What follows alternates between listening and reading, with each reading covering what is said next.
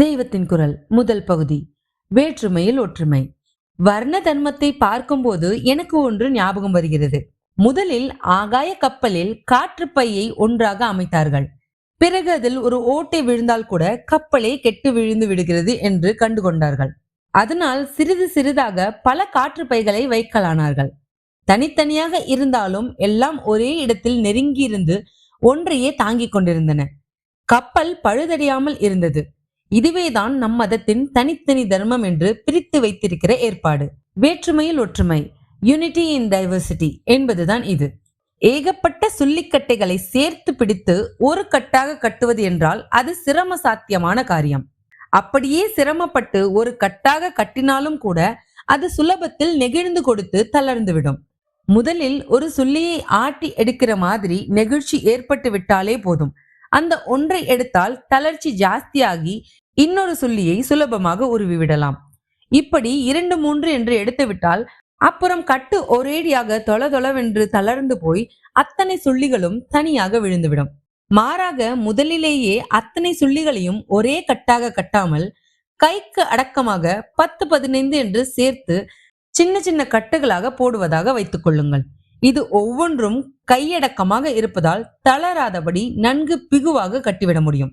அப்புறம் இந்த சின்ன சின்ன கட்டுகளை எல்லாம் சுலபத்தில் ஒன்றாக அடுக்கி எல்லாவற்றையும் சேர்த்து பெரிய கட்டாக போடலாம். ஒட்டுமொத்தமாக அத்தனை சுள்ளிகளையும் வைத்து போடுகிற கட்டை விட இப்போது நாம் போடுகிற பெரிய கட்டு இன்னும் விரைப்பாக உறுதியாக இருக்கும்.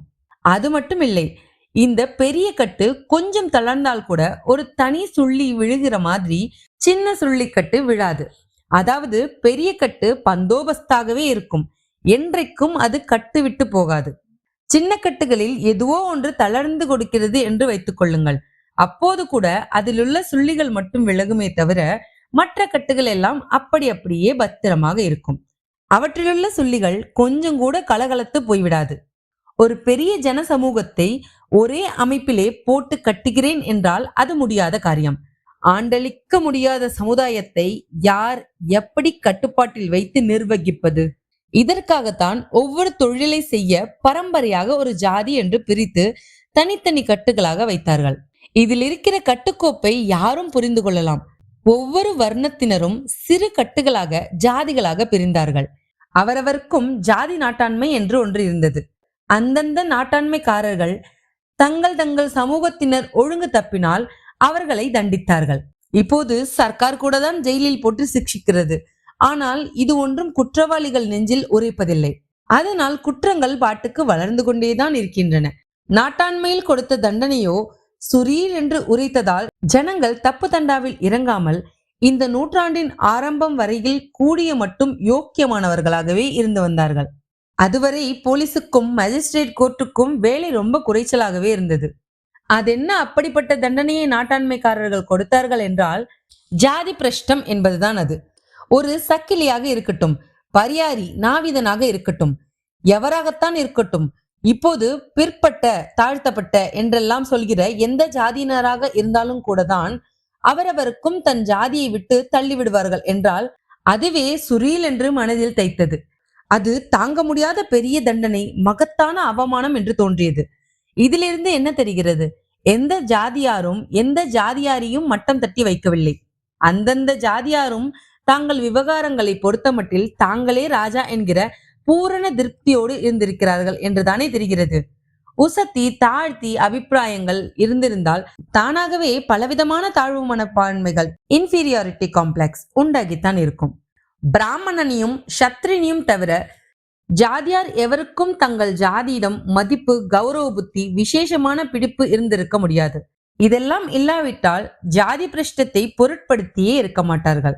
ஆனால் நடைமுறையில் ஜாதி என்ன பெயரில் சின்ன சின்ன சமுதாயங்களாக ஜனங்களாக இருந்தபோது தங்களுக்குள் பரஸ்பரமான அன்பும் விசுவாசமும் ஏற்பட்டு அதிலேயே ஒரு பந்தத்துவம் உண்டாயிற்று. அதனால்தான் ஜாதியிலிருந்து தள்ளிவிடுவோம் என்றால் அது பெரிய தண்டனையாக தோன்றியது. இப்போது பிற்பட்டவர்களாக இருப்பதால் பலவித சலுகைகள் கிடைக்கின்றன என்பதற்காக வேண்டுமானால் பலர் தங்கள் ஜாதியை பிடித்து கொண்டிருக்கிறார்களே தவிர மனப்பூர்வமாக அதில் கௌரவ புத்தி வைத்து அபிமானிக்கவில்லை. அந்த காலத்தில் இப்படிப்பட்ட சலுகை எதுவும் கிடையாது. ஆனாலும் 3-4 தலைமுறைகளுக்கு முன்வரை நாம் பார்த்தது என்னவென்றால், அவர்களுக்கும் தங்கள் ஜாதியில் ஆழமான அபிமானம் இருந்திருக்கிறது. இப்போது போல் இன்னொருத்தரிடம் போட்டியும் எதிர்ப்பும் இருப்பதால் தங்களுக்குள் அபிமானம் பாராட்டிக் கொள்ளவில்லை. அப்போது இந்த ஜாதி சண்டை, போட்டா போட்டி எல்லாம் இல்லவே இல்லை.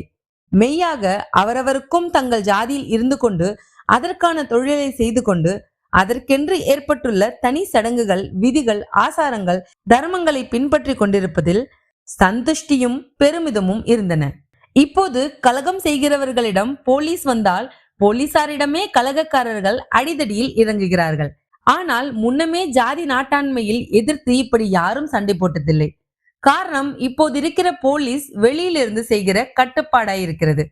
ஜாதி நாட்டாண்மையிலோ நம்மவர்கள் என்ற பாந்தவியம், அபிமானம் இருந்தது. இதனால் ஆயுத பலமும் படைபலமும் இல்லாமலேயே அன்றைய நாட்டாண்மை இன்றைய விட வெகு சிறப்பாக குற்றங்களை குறைத்து வந்தது.